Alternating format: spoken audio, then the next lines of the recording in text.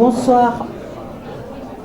Bonsoir à tous, bonsoir au public du Gazette Café, bonsoir chers auditeurs de Radio Aviva qui écouteront cette émission qui est enregistrée et qui sera rediffusée sur notre antenne.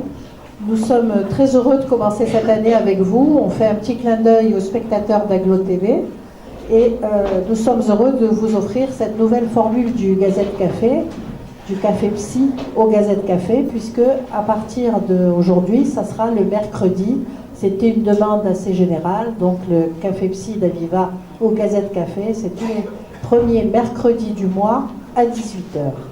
Donc aujourd'hui, nous allons vous faire un cadeau, en fait, puisque c'est la période des cadeaux et nous allons vous présenter avec Audrey Delagrange, grâce à Audrey Delagrange, une méthode absolument merveilleuse pour aller du mieux-être au bien-être, voire sortir de la dépression dans un certain nombre de cas.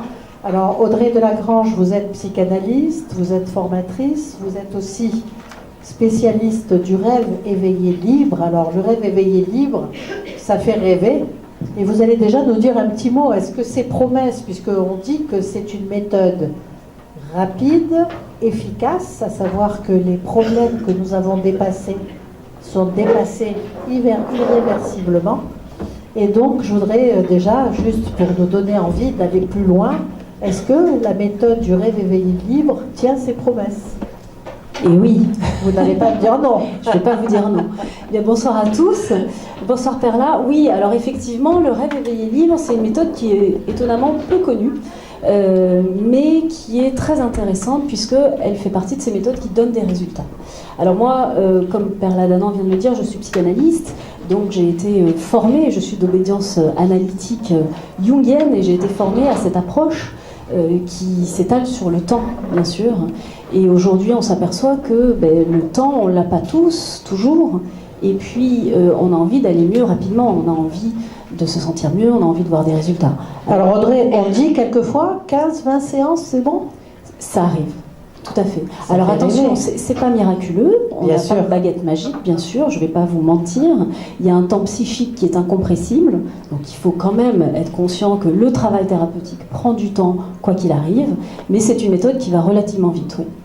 Alors Audrey Delagrange, vous faites naître un grand espoir, là vous allez nous expliquer justement quels sont les avantages de la méthode.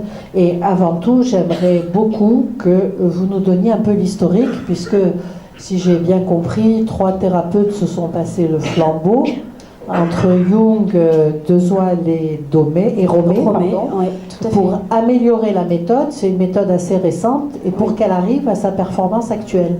Alors, donnez-nous un peu cette historique. Alors, Jung, on en entend parler, mais tout le monde ne sait pas ce que... Carl Gustav Jung, de son nom complet, était un psychanalyste suisse-allemand qui était un disciple de Freud, et puis qui s'est un petit peu éloigné de Freud, puisque lui, il a travaillé essentiellement sur le rêve, sur les archétypes dans le rêve, sur la dimension également spirituelle du rêve. Et donc, nous nous mettons dans cette lignée de la psychanalyse jungienne pour analyser les rêves. Alors, je vous arrête 2 minutes. Les archétypes du rêve, oui, ce sont les symboles. Les symboles récurrents universels. Dans les rêves. Voilà. Le soleil, c'est le père. Le soleil et la lune, par exemple. Ouais. Le vieux sage, on va avoir le roi et la reine, qui vont être des représentations parentales. Voilà. Et ces archétypes qui touchent le rêve dans le sommeil, je dirais, restent valables dans le rêve éveillé. Oui. Alors, comme c'est une approche spécifique, il y a une façon spécifique d'analyser ces rêves-là. On va voir ça tout à l'heure. Mais néanmoins, on a une grille de lecture qui pourrait tout à fait s'appliquer sur le rêve nocturne. Très bien. Alors, Jung, vous l'avez dit, qui commence à travailler, qui travaille sur le rêve et donne toute cette information sur la symbolique et sur ses archétypes. C'est ça. Et ensuite, Dezoil. Dezoil a travaillé, lui, sur le rêve éveillé dirigé. Et en fait, il mettait les personnes en état de conscience modifié, il les laissait rêver, éveiller, et il intervenait dans le rêve. C'est-à-dire que de manière un petit peu autoritaire, avec son intuition de thérapeute, il interrompait le rêve en disant vous êtes devant une porte, ouvrez la porte, allez-y, traversez, passez par là. Et donc le patient n'était pas libre dans son rêve. Et Georges Romet, donc, qui est la personne qui, moi, m'a formée et qui a développé cette méthode très spécifique du rêve éveillé libre, a été patient de De Soile. Et il a commencé à travailler en rêve éveillé dirigé, mais il s'est aperçu qu'il y avait un petit problème dans le fait de diriger les patients. C'est que le patient n'était pas libre d'aller là où il était bon pour lui. Son inconscient n'était pas libre de cheminer selon ses propres chemins. Ça ne permettait pas à l'inconscient d'aller vers la problématique majeure du patient en question. Et il part du principe, Georges Romet, que personne d'autre que l'inconscient de la personne sait où elle doit aller.